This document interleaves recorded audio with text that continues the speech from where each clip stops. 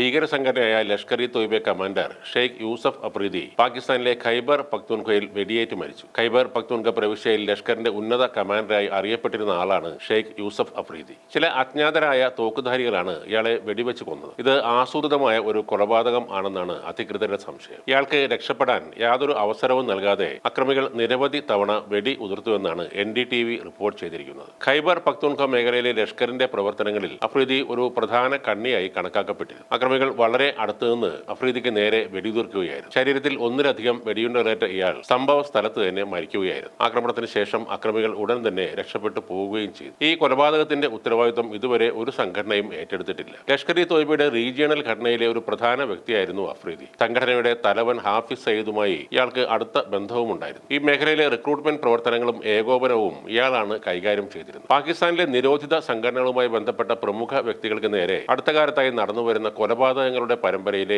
ഏറ്റവും പുതിയ സംഭവമാണിത്. ഇതിനു മുമ്പ് ലാഹോർ, കറാച്ചി തുടങ്ങിയ നഗരങ്ങളിലും സമാനമായ രീതിയിൽ ഭീകര സംഘടനകളുടെ നേതാക്കൾ കൊല്ലപ്പെട്ടിരുന്നു. അടുത്തിടെയാണ് ഭീകര സംഘടനയുടെ മുൻനിരക്കാരായ താഹിർ ഫസൽ ചൗധരി, മൗലാന സുബൈർ സിദ്ദിഖി എന്നിവർ സമാന സാഹചര്യത്തിൽ കൊല്ലപ്പെട്ടത്. കഴിഞ്ഞ വർഷം ഫെബ്രുവരിയിൽ ലഷ്കറിന്റെ രാഷ്ട്രീയ വിഭാഗത്തിന്റെ തലവനും സയ്യിദിന്റെ സഹോദരനുമായ മൗലാന കാശിഫ് അലിയെ ഖൈബർ പക്തൂൺഖയിലെ വസതിയിൽ വെച്ച് അജ്ഞാതർ വെടിവെച്ച് കൊന്നിരുന്നു. കഴിഞ്ഞ മാസം പാകിസ്ഥാന്റെ ലാഹോറിലെ ഒരു TV സ്റ്റേഷന് പുറത്ത് ലഷ്കർ സ്ഥാപകംഗം അമീർ ഹംസയെ അജ്ഞാത തോക്കുധാരി ആക്രമിച്ചിരുന്നു. 67 വയസ്സുള്ള അമീർ ഹംസ അതീവ ഗുരുതരാവസ്ഥയിൽ ആശുപത്രിയിലാണ് ഉള്ളത്. ഇതിന് പിന്നാലെയാണ് ഒരു ലഷ്കർ കമാൻഡർ കൂടി ഇപ്പോൾ വധിക്കപ്പെട്ടിരിക്കുന്നത്. ഇത്തവണ ഭീകരൻ മരിച്ചു എന്ന് ഉറപ്പാക്കിയ ശേഷമാണ് അജ്ഞാതർ സ്ഥലം വിട്ടുപോയത്. ജെയ്ഷെ മുഹമ്മദിന്റെ തലവൻ മൗലാന മസൂദ് അസറിന്റെ മൂത്ത സഹോദരൻ മുഹമ്മദ് താഹിർ അൻവർ പാകിസ്ഥാനിൽ ദുരൂഹ സാഹചര്യത്തിൽ മരിച്ചതായും റിപ്പോർട്ടുണ്ട്. അതേപോലെ കഴിഞ്ഞ വർഷം മാർച്ചിൽ പാകിസ്ഥാനിലെ ഛലം സിന്ധിൽ വെച്ച് ഉന്നത ലഷ്കർ ഇ തൊയ്ബ ഭീകരൻ അബു ഖത്തലിനെ അജ്ഞാതരായ തോക്കുധാരികൾ കൊലപ്പെടുത്തിയിരുന്നു. 26/11 മുംബൈ ഭീകരാക്രമണത്തിന്റെ സൂത്രധാരനായ ഹാഫിസ് സയ്യിദിന്റെ അടുത്ത സഹായിയായിരുന്നു ഇയാൾ.